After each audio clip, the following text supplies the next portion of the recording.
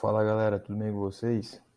Aqui, meu nome é Vinícius, né? E nós vamos dar início a mais uma aula do Genilogos, hoje falando sobre determinação sexual. Então, na aula de hoje, nós abordaremos os seguintes tópicos, né? O sistema XY, X0 e ZW, os sistemas que não envolvem cromossomos sexuais, genes localizados nos cromossomos sexuais humanos, herança ligada ao X, herança ligada ao Y, herança com efeito limitado ao sexo, herança influenciada pelo sexo. Então, essa aula é um pouco densa, com muitos conceitos importantes. Então, se for necessário, reveja ela uma e duas ou três vezes, se for necessário. Então, basicamente, todos os se você for ver as aulas que a gente teve aqui agora, né, no Genilogos, nós abordamos principalmente a herança autossômica, né? Então, o que é a herança autossômica? A herança que está nos cromossomos que não são ligados ao sexo, ou seja, cromossomos que não são os cromossomos sexuais, né? Que nós saberemos hoje aqui o que é isso. Nessa aula a gente saberá o que é essa herança relacionada ao sexo, né? Então, quando se trata de, desse tipo de herança, que é um tipo de herança diferente, certo? A gente tem alguns sistemas genéticos, né, de informação genética diferentes. O mais conhecido dele, como provavelmente você já ouviu falar, é o XY, sistema XY. Mas nós temos também o sistema X0 e o sistema ZW, certo? Calma, que a gente vai entender direitinho cada sistema desse, né? Além disso, a determinação sexual, né? Ou seja, para saber se o descendente vai ser macho ou fêmea, masculino ou feminino, tem essa influência dos cromossomos, né, do material genético, ou também, aliás, ou não, e também tem um outro tipo, que é, como a gente vai ver, umas determinações sexuais a partir de ambientes externos, né, que vai ser, por exemplo, a temperatura. Né, isso não envolve diretamente a existência de cromossomos, né, a influência de cromossomos sexuais. Bom, a princípio, nós vamos ver aqui o sistema XY, que, claro, é o mais importante e o mais conhecido, certo? E é muito importante vocês prestem atenção aqui. Seguinte, o ser humano, né, ele vai ter o seu material genético, seu genoma, e o ser humano, em cada célula, nós possuímos 46 cromossomos. Eu acho que vocês já devem ter ouvido falar nisso. E esses cromossomos, eles se organizam em pares. Então, se são 46 cromossomos, nós temos 23 pares de cromossomos, certo? E aí, nessa imagem, nós temos o seguinte, até o número 22, né, tanto no ideograma do sexo feminino como do sexo masculino, até o número 22, né, o par 22, é exatamente igual, é semelhante, certo? Quando chega no último par, né, no 23º par, nós estamos falando do par de cromossomos sexuais. No caso, no sexo feminino, nós temos o cromossomo X e novamente o cromossomo X, ou seja, é um par de cromossomo XX, são cromossomos homólogos, né, que se empareiam. Já no sexo masculino, nós temos também um cromossomo X, mas nós temos um outro cromossomo diferenciado, que é o que se chama de cromossomo Y, né? Ou seja, tirando esses dois pares, que são os cromossomos sexuais, né, os dois pares que eu falo, do feminino e um do masculino, o restante é semelhante, que são os cromossomos autossômicos, certo? Então, cromossomos que diferem nos dois sexos são os chamados cromossomos sexuais. Os cromossomos são idênticos, são chamados de autossômicos. Então, o cromossomo Y, ele é fundamental para a determinação do sexo, portanto, masculino. Por quê? Porque só o sexo masculino possui esse cromossomo, certo? E o feminino, para que seja sexo feminino, né, quando se trata de questão biológica, né, aqui, que a gente está se tratando de genética, temos a ausência do cromossomo Y, certo? E isso Por que que é o mais conhecido, né? Por que que a gente sabe mais desse sistema? Porque ele é o que nós temos aqui na espécie humana. É esse tipo de sistema que nós temos na espécie humana e também em espécies de mamíferos e de alguns insetos. Então, uma coisa muito importante. Se por acaso, né, quando nós vamos, quando o mamífero, né, o ser humano vai fazer um gameta, produzir um gameta, tanto homem quanto a mulher, vai ser haploide, ou seja, metade do material genético.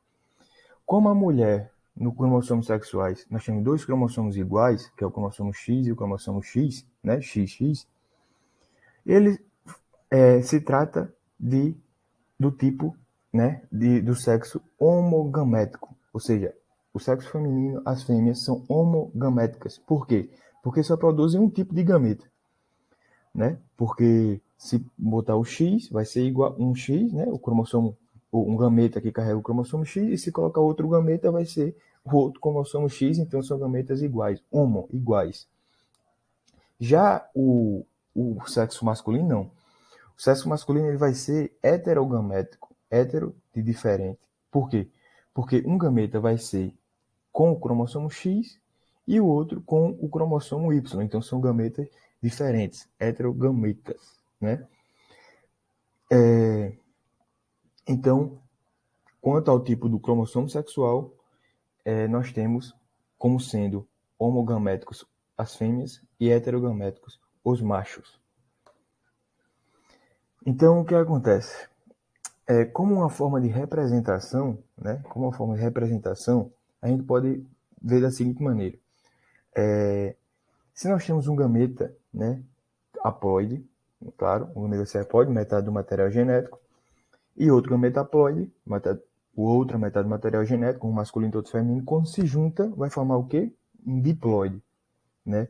Então, a representação do gameta sendo A, quando formar um diploide, vai ser o quê? 2A, né? Essa é a representação. Porque de haploide, que era A, virou o dobro, que virou diploide. E aí, em seguida, né, nós representamos o sexo, né, o cromossomo sexual, que seria 2A XX para as fêmeas e 2AXY para os machos. Né? Nessa tabela aqui, vocês podem ver que nós temos aqui o primeiro A2AXY, seria o quê? Seria um macho. Né? Então, ele pode produzir dois tipos de gameta. Se pegar 2AXY e dividir pela metade, vai ser AX e AY. Por isso que ele é heterogamético.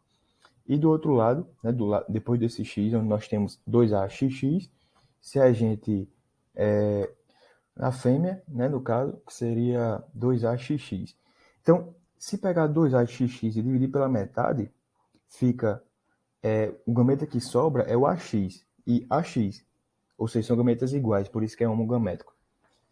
E aí, fazendo a combinação, né, do gameta feminino com gameta masculino, nós temos aí sendo 50% de 2AXX, que é 50% das fêmeas, e 50% 2AXY, que seria 50% dos machos.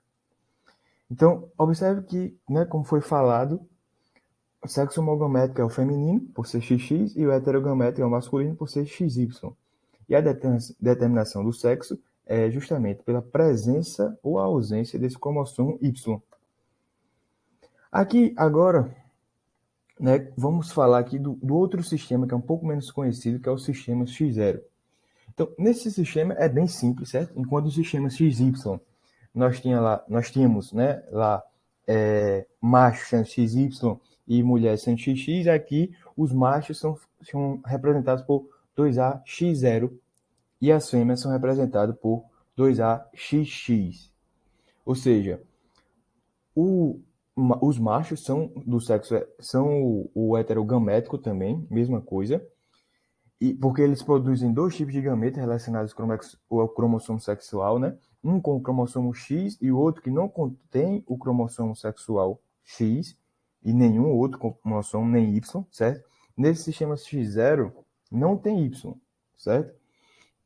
E a fêmea, por sua vez, continua sendo homogamética, porque as fêmeas vão produzir apenas um tipo de gameta, que é o gameta AX, ou seja, o gameta que tem aí o cromossomo X e o cromossomo X, né? Duas vezes. Então, esse tipo de cruzamento, se a gente for ver o seguinte, se a gente for ver a explicação dele, é o seguinte: os machos são machos por não terem 2X, né? Eles são X0, né? No sistema XY, eles eram machos por terem XY. Nesse sistema X0, eles são machos por não terem 2X. Né? Essa é a explicação. E aí, esse sistema, para que fique claro aí, é um sistema que ocorre em percevejos, em gafanhotos, né? Em baratas, né? Esse tipo de insetos, é onde nós temos aí o sistema X0. E o terceiro sistema que foi comentado aqui, e vamos aprofundar agora, é o sistema ZW. No sistema ZW, as fêmeas apresentam dois cromossomos sexuais diferentes. Veja a diferença agora. Até agora, a fêmea era representada com dois cromossomos iguais, que era o X. No sistema XY era XX, no sistema C0 era também XX. Né? Já no sistema ZW, quem apresenta dois cromossomos sexuais diferentes é a fêmea agora, que é ZW. Né? ZW. E aí, agora, diferentemente, portanto, ela é a fêmea nesse sistema que é heterogamétrica. Né? Enquanto os machos apresentam dois cromossomos sexuais iguais. Eles são homogaméticos. Nesse caso, os cromossomos sexuais eles são denominados Z e W, e não de X e Y, certo? Não de X e Y. E aqui acontece nas borboletas, nas mariposas, né, em diversas aves e anfíbios, assim também como em alguns peixes, certo? Então, já falando sobre um assunto um pouco menos conhecido, né, que são os sistemas de determinação sexual que não envolvem os cromossomos sexuais. O que acontece? Em formigas, né, em abelhas, em vespas, por exemplo, o sexo não é determinado pelos cromossomos sexuais, mas pelo número de conjunto de cromossomos. Ou seja, as fêmeas são diploides e originam-se da fecundação de um óvulo e de um espermatozoide. Já os machos são haploides. Tá entendendo? Ou seja, se eu tenho uma junção de dois gametas, né, uma fecundação do espermatozoide com um óvulo, necessariamente nessas espécies vão ser todas fêmeas. Vão ser diploides, portanto vão ser todas fêmeas. Já os machos vão ser haploides, porque a partir de um óvulo ele vai se replicar e formar um indivíduo já adulto, um macho sempre, pois é haploide, certo? Esse mecanismo aí é conhecido como partenogênese, certo? Partenogênese. Então, no caso das abelhas, os óvulos fecundados podem dar origem às operárias, né? E aí o que acontece? As operárias nas abelhas são estéreis. Ou também pode dar origem à rainha, né? A abelha rainha, que é uma abelha fértil. Diferentemente das operárias, é uma abelha fértil. E aí, o que vai determinar essa fertilidade vai ser justamente o ambiente onde aquela abelha está, né? A abelha rainha, ela é alimentada pelo melhor néctar, né? Tem mais nutrientes, onde ali, a partir disso, ela pode se desenvolver de uma maneira melhor e desenvolver a sua fertilidade. Já, né? Então, por isso que numa colmeia só há uma abelha rainha, certo? E os machos são haploides, né? Eles são férteis, né? E produzem espermatozoides haploides. Eles são férteis, os machos. Nos répteis, o sexo ele pode ser determinado por meio de cromossomos sexuais, né? Também, ou então por meio da ação do meio ambiente. Olha que interessante. Através da temperatura, o sexo de um réptil pode ser definido, né? E esse tipo de determinação, né, do ambiente nesses répteis acontece principalmente nas serpentes e nos lagartos, né? E em tartarugas também, né? Bom, em algumas tartarugas, na verdade. Então, a determinação sexual vinculada à temperatura, como foi comentado, ela ocorre em todos os crocodilianos e na maioria dos quelônios, certo? E ela é ausente no grupo das serpentes, né? Então, por exemplo, em largatos e jacarés, temperaturas mais baixas determinam fêmeas, enquanto temperatura mais alta, macho. Ou seja, dependendo onde a fêmea deposita seus ovos lá, se a temperatura for mais baixa, pode determinar o sexo daqueles ovos. Mais alta, pode ser macho, né? Então, é só passar o slide aqui. Pronto. Então, falando agora sobre genes localizados nos cromossomos sexuais humanos, é o seguinte: na espécie humana, né? Na espécie humana, nós temos o seguinte: os cromossomos sexuais, como foi comentado no início da aula, X e Y. E esses cromossomos, como nós vimos naquela primeira imagem, têm formas e tamanhos diferentes.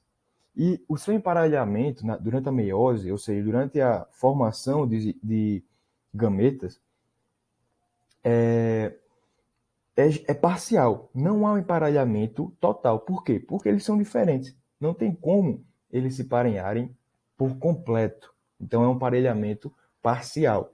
No caso, se for X, Y. Né? Porque o Y é diferente do X.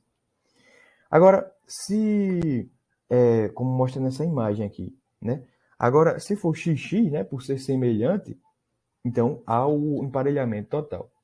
Então nós vemos aqui, ó, que nós temos nessa imagem, que no caso seria de um macho, né, de uma espécie masculina.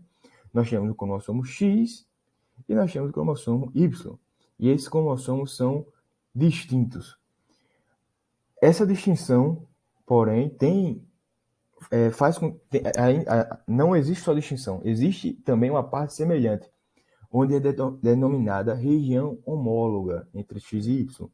Né? Essa região homóloga entre X e Y é representada aqui na imagem, ó, por essa corzinha vermelha. Já essa região não homóloga é representada pelo rosa e pelo azul, aqui, né? Só para ilustrar mesmo.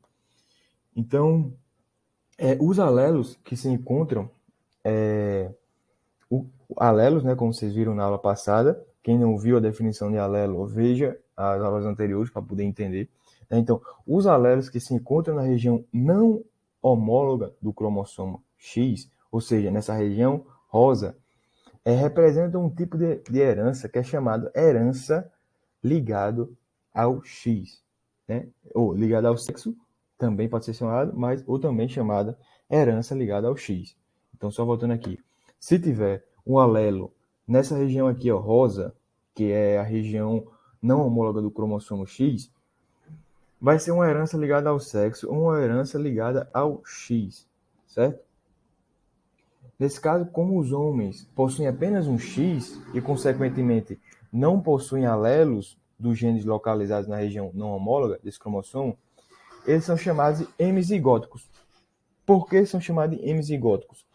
Porque, como ele tem só um X e está nessa região não homóloga de X, se tiver um gene lá que determine alguma patologia, por exemplo, vai ser chamado de hemizigóticos, né? Hemizigóticos. Já nas mulheres, não. Nas mulheres, no sexo feminino, né? Biológico, sexo biológico feminino, nós temos aqui tanto homozigóticas como heterozigóticas. Por quê? Como tem 2x, vai ter duas regiões não homólogas de x, então eles podem expressar de maneira homóloga nos dois, ou de maneira, de maneira homozigótica, né, nos dois, ou de maneira heterozigótica, que é sendo um gene, né, um alelo de um X, por exemplo, D maiúsculo, e o outro X sendo D minúsculo, por exemplo, desse gene.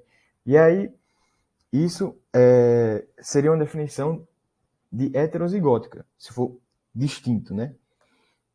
Esses genes. Então, os alelos recessivos, né, como a gente viu nas aulas anteriores, localizados nessa região não homóloga do cromossomo X, expressam-se fenotipicamente com maior frequência nos homens.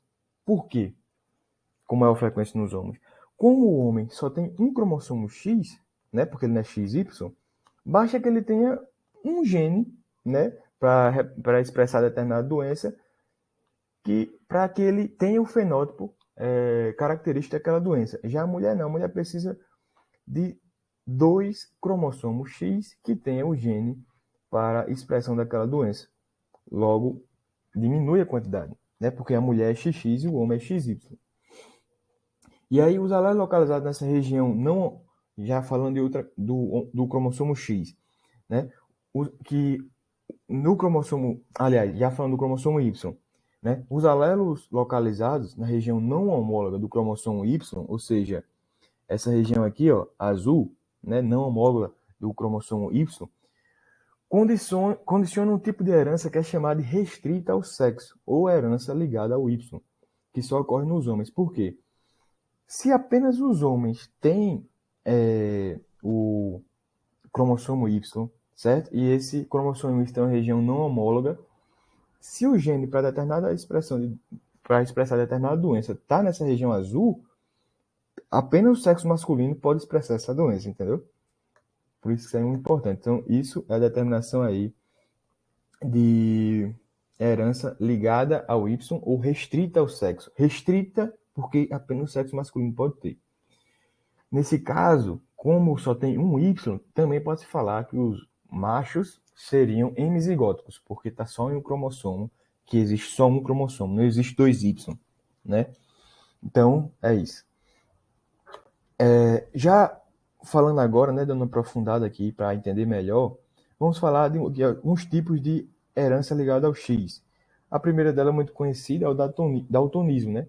Onde não se consegue enxergar e não tem um distúrbio de enxergar e diferenciar as cores, né? Então, a visão normal depende de pigmentos, que são proteínas, para absorver a luz, né? E essas proteínas são codificadas por genes ativos numa estrutura chamada de cone, né?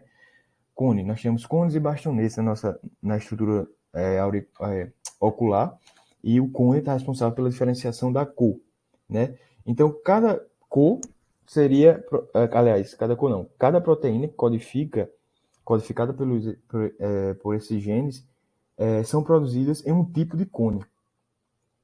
E aí há 3 tipos de cone, né, onde vão ser responsáveis pela identificação da luz azul, verde e a luz vermelha. E aí, de acordo com essa determinação, né, com essa identificação, nós vamos ter uma deficiência relativa a isso. Então, um defeito na discriminação da cor azul seria um defeito no gene autossômico recessivo localizado no cromossomo, né? Então, já da cor verde e vermelha se devem a 2 alelos recessivos onde estão no cromossomo X, certo? Estão no cromossomo X. Por isso que é a herança ligada ao X. Então, pessoas que são homozigóticas recessivas para os 3 tipos em questão não conseguem perceber cores. Ou seja, percebe a diferenciação de luminosidade, né, de escuro e claro, mas não diferencia vermelho de verde, de azul, de marrom, entendeu?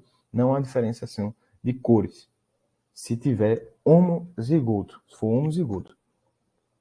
Então, dando continuidade aqui nessa parte, né, de daltonismo, vamos analisar aqui como seria a expressão genética de um daltonismo. Nós temos no sexo masculino o fenótipo de um daltônico aqui, ó, onde nós temos X de linha Y, porque aqui já é um fenótipo daltônico. Porque como o homem só tem um X e está ligado ao X, basta que tenha apenas um alelo recessivo para que tenha um fenótipo daltônico. E aí, no sexo feminino, para que seja daltônico, precisa ter dois Dzinho no X. Então, precisa ter XDzinho, XDzinho. Então, no caso aqui, vou fazendo uma proporção, os homens são mais comuns que tenham daltonismo do que as mulheres. Porque como eles só precisam de um Dzinho, metade do fenótipo vai ser de daltônico e metade do fenótipo vai ser de pessoas normais. Eu não estou dizendo que metade das pessoas vão ser daltônicas, não, mas em questão de cálculo genético, 50%, né, se tiver alguém, um pareamento de pais que converjam, né, tem uma convergência para esse resultado, 50% da prole de homens tem a chance de ser daltônica, enquanto o outro 50% ser normal. Já na mulher não, na mulher, 2/3 de genótipos vão ter como um fenótipo resultante um fenótipo normal, e 2/3 representa 66,66%. Né? Então, 66% aproximadamente, comparado a 50% dos homens, mostra que as mulheres têm uma chance maior de não terem o daltonismo.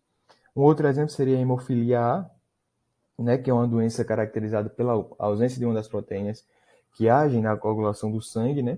Então, existem vários tipos de hemofilia, né? E o mais comum é essa, que é a hemofilia A, e ela é causada por um alelo recessivo ligado ao cromossomo X, certo? Esse tipo de hemofilia, a pessoa não possui o fator 8, que atua no processo de coagulação. E aí, para os hemofílicos, um pequeno corte na pele pode significar uma grande hemorragia, certo? Então, dando continuidade aqui, se a gente supor que uma mulher, né? Aqui, ó, nós temos um homem e uma mulher. Uma mulher onde nós temos XH e XH, e um homem onde nós temos XH e Y. Por que no Y não tem o H? Porque a herança é ligada ao X. Né? Então, vamos lá. Fazendo um exemplo aqui para a gente treinar, com uma mulher que é normal, mas que tem o gene para, para a hemofilia, e de um homem que é normal, os gametas da mulher, né? Nós temos dois tipos, que é aquela coisa que a gente fala, que é heterogamético, que seria XH e XH. Já no homem, que é homogamético, como a gente tinha comentado, os gametas serão ou o Y, ou ele vai doar o Y e o filho vai ser obrigatoriamente macho, ou vai doar o XH. Então, ele obrigatoriamente vai doar o XH, né? Caso ele não seja portador da hemofilia. E aí, na prole, nós temos o seguinte: nessa prole, apenas os homens terão chance de ter essa doença. Por quê? Porque como o homem, né, o pai, doou o XH, todos os filhos têm um alelo dominante e, portanto, não tem como expressar a doença se for mulher. Apesar de ter uma pessoa ainda na prole, né, nesse caso aqui, nesse exemplo, que possua o alelo recessivo, o alelo para patologia. Então, no caso aqui, 50% da prole masculina pode apresentar hemofilia A. E aí, quando se trata de herança ligada ao Y, os genes, né, que vão dar origem a essa doença vão estar localizados no cromossomo Y e não tem correspondência com o cromossomo X, né? Ou seja, a região não homóloga de Y. E aí esses genes são denominados de genes holândricos, pois ocorrem apenas no sexo masculino. Então, o que são genes holândricos? Genes que estão apenas no sexo masculino, que seria no cromossomo, aliás, na região não homóloga de Y, certo? Aquela região azulzinha. E aí, o cromossomo Y, né, ele possui pouquíssimos genes, né, todos eles holândricos relacionados com a formação e funcionamento dos testículos, certo? Então, casos semelhantes de inativação do X, determinando modificações do genótipo, ocorrem em fêmeas de outros mamíferos. Um exemplo clássico é o da gata, né, de 3 cores, como mostrado nessa imagem aqui. Nos gatos domésticos, os indivíduos machos, eles só podem ter pelagem de até 2 cores, né? No máximo 2 cores. Já as fêmeas podem apresentar uma pelagem de até 3 cores. E isso acontece por uma coisa bem interessante. Na determinação da cor do pelo do gato, né? Na determinação da cor do pelo do gato, nós temos uma atuação de 3 pares de alelos com segregação independente. 2 desses pares são autossômicos e um deles é ligado ao X. Então, como mostrando nessa tabela, né, nós vamos mostrar o seguinte. Como eu falei, são 3 pares. Né? O par 1 é Bzão, Bzão, Bzão, Bzinho, que determina uma pelagem uniforme, sem manchas brancas. Bzinho, Bzinho, que determina uma pelagem com manchas brancas. E o par 2, Mzão, Mzão e Mzão, Mzinho, uma pelagem preta. E Mzinho, Mzinho, com uma pelagem marrom. E o par que é ligado ao X, né, que não é autossômico, ele pode ser XAzão, Azão ou XAzão, Azinho, né, dominante, que determina a pelagem laranja. E aí o que acontece? O alelo A, ele vai interagir com aquele alelo que eu falei anteriormente, que é o M, né? E vai ser epistático sobre ele, ou seja, Quando o azão, né, a dominante, que determina a laranja, estiver presente, a pelagem será sempre laranja. O alelo A, azão, não interfere na manifestação dos pelos autossômicos Bzão ou Bzinho. Interfere em M, né, Mzão ou Mzinho, mas não em Bzão e Bzinho. Assim, não interfere no fato da gata ter pelagens brancas, certo?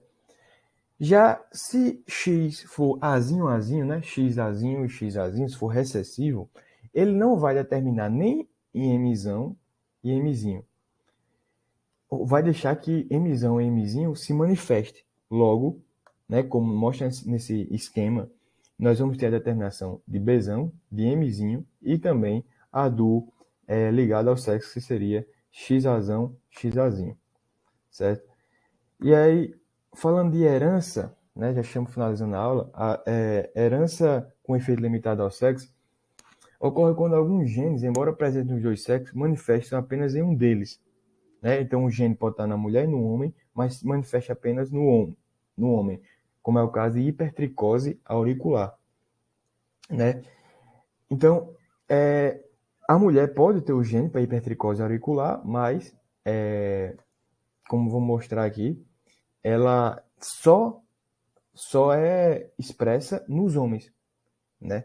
Então, muitas características que hoje, que antigamente eram atribuídas aos alelos do X, hoje se sabe que não, que a mulher pode ter também esse gene, mas por alguma razão não é expressa na mulher, apenas no homem, né? Por isso que é uma herança com efeito limitado ao sexo. Veja que tem vários tipos de herança. Herança ligada ao X, herança ligada ao Y, herança restrita ao sexo, herança com efeito limitado ao sexo. Tudo isso é diferente. Vocês precisam saber a diferença entre eles. Falar agora de herança influenciada pelo sexo, que é uma herança onde não está restrita a nenhum sexo, certo? Mas que acontece com uma frequência maior ou menor em sexos distintos. Ou seja, como por exemplo a calvície, né? Como a gente fala de calvície, ela é dominante, né, nos homens e funciona como recessivo nas mulheres. Então, o mesmo genótipo manifesta-se de forma diferente em cada sexo, devido à influência dos hormônios, né? Então, é uma característica influenciada pelo sexo, né? E, por exemplo, nós temos o seguinte: C1, né, nessa imagem, se for no homem, é calvo. Se for na mulher, também é calvo. Né? Então, se for homozigose aí recessiva, né? Recessiva não, porque aqui não é recessivo, mas se for em homozigose, na mulher é calva também. Já que se for C1 e C2, o homem vai ser calvo também, mas a mulher vai ser não calva, certo? Ou seja, o C1 para o homem é dominante e o C1 para a mulher é recessivo. O C2 domina o C1, logo ela não é calva. E C2, o homem não é calvo, né? Nem a mulher não é calva. E aí, vamos resolver aqui um problema para que a gente possa finalizar a aula. Uma questão da FUVEST, né? Nós temos o seguinte: o raquitismo resistente à vitamina D é uma doença hereditária. Na prole de homens afetados, todas as meninas são afetadas e todos os meninos são normais. Qual é o tipo de herança dessa doença? Bom, que é simples. Vamos supor, né, aí que nós temos aí, né, um homem XY e uma mulher XX, onde nós temos o XRzão e o Y, e nas mulheres o XRzinho, o XRzinho. O que acontece? O homem, né, quando reproduz com uma mulher e tem uma filha, né, do sexo feminino, ele obrigatoriamente vai ter que dar o seu cromossomo X, certo? Vai ter que dar o seu cromossomo X. Então, porque se ele der o Y, logo vai ser do sexo masculino, não do sexo feminino, certo? Então, obrigatoriamente ele vai ter que dar o cromossomo X. Como a questão fala que... E a mulher também vai ter que dar um cromossomo X, né? Porque só tem cromossomo X. Então, beleza. Um deu um X, outro também deu um X. Como a questão fala que todas as meninas vão ter a doença, né? Vão expressar a doença, logo, significa que o cromossomo X, que possui o alelo para a doença, é dominante, né? É dominante. Porque se não fosse, teria a possibilidade de alguma menina não expressar a doença, mas todos expressam, então é dominante. E como os meninos, todos os meninos são normais, por quê? Porque ele dá o Y, né? Todos os meninos são normais, o pai dá o Y, e a mãe vai dar um cromossomo que não possui, né? O gene para a doença, um cromossomo que não é portador do alelo para a doença. Logo, podemos dizer que esse tipo de herança é uma herança ligada ao sexo, causada pelo alelo dominante, certo? Como tem aqui na resposta. Então, na aula de hoje, nós vimos o sistema XY, X0 e ZW, o sistema que não envolve cromossomos sexuais, os genes localizados nos cromossomos sexuais humanos, herança ligada ao X, ligada ao Y, herança com efeito limitado ao sexo e herança influenciada pelo sexo. Então, essas aqui são as nossas referências. Muito obrigado. Assista as próximas aulas e responda os questionários. É o Genilogos com você.